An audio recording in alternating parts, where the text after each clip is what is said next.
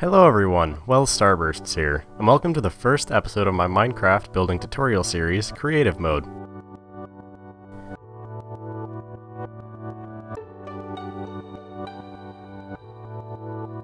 If you don't already know about this series, I will be explaining the elements and principles of design such as shape, color, contrast, and the like, and how they can relate to building in Minecraft.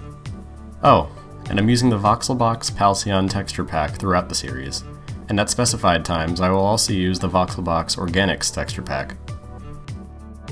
Today, we will cover the two most basic elements, lines and shapes. Lines and shapes are used in every build and can help improve any build. For example, various shapes compose a foundation of a build, and lines are necessary for creating different types of shapes. First, we will review lines, and then take a look at some builds that use them effectively. There are two major varieties of line, static and dynamic. First, there are dynamic or moving lines. This type of line is used mostly in organic or natural builds. The reason for this is because you almost never see perfectly straight or calculated lines in nature.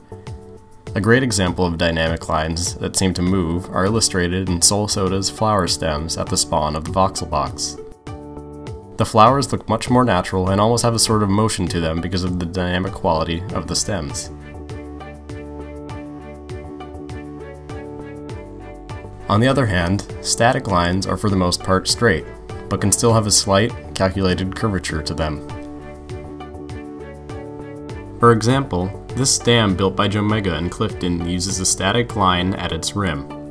The line isn't straight, but it's a calculated curve. Such lines that are calculated qualify as static. Connecting lines such as these to enclose a space creates a shape, one use of which is a foundation of a building. Shapes also have two major varieties and also have two subsets. Static shapes are a lot like static lines and seem unmoving. These shapes usually have sharp and defined vertices. Static shapes are mainly used in more realistic builds, like Whalesong Port. You will notice that Whalesong Port is star-shaped, but also notice that the star is made up of static lines. Static shapes are made with their corresponding variety of lines most of the time. A special quality of static shapes is that they don't seem to move, and therefore give off a sense of strength and impenetrability. A good example of this comes from Razorcane's mansion in Ithia. Because he's trying to build with realism in mind, he uses many static shapes, and so the building seems to have lots of structural integrity. Notice the triangular and quadrilateral cobblestone roof pieces. The definition in the vertices of static shapes also helps convey the sense of strength. Take a closer look at how Razorcane uses static shapes to create the walls of his mansion.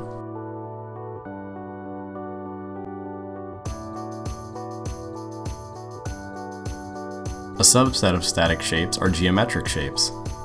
These shapes consist of easily identifiable shapes such as circles, rectangles, and triangles. For the most part, you will want to stay away from using this kind of shape as the main part of your build. Such easily identifiable shapes make a build very easy to figure out, and therefore boring to look at. If you are to use these shapes, make sure that they are not very prevalent throughout your build.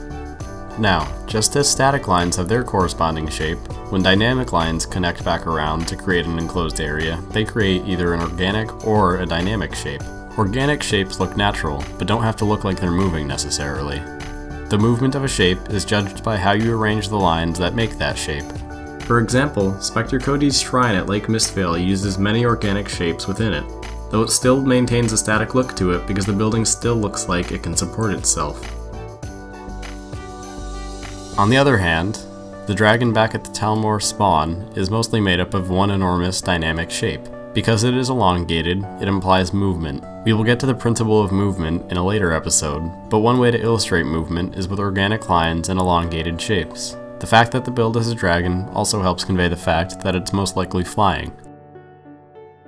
All the things that I said about shape can also apply to forms, which are just 3D shapes. Some perfect examples of dynamic form come from the boat that Double Numb and Sonus made.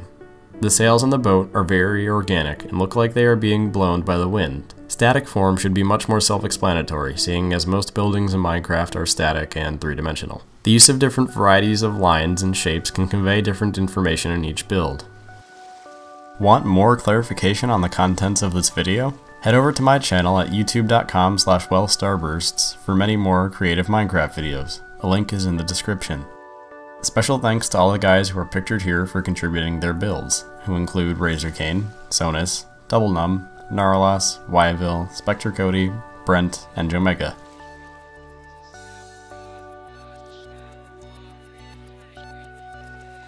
And remember, tune in next time for the episode on the element of color.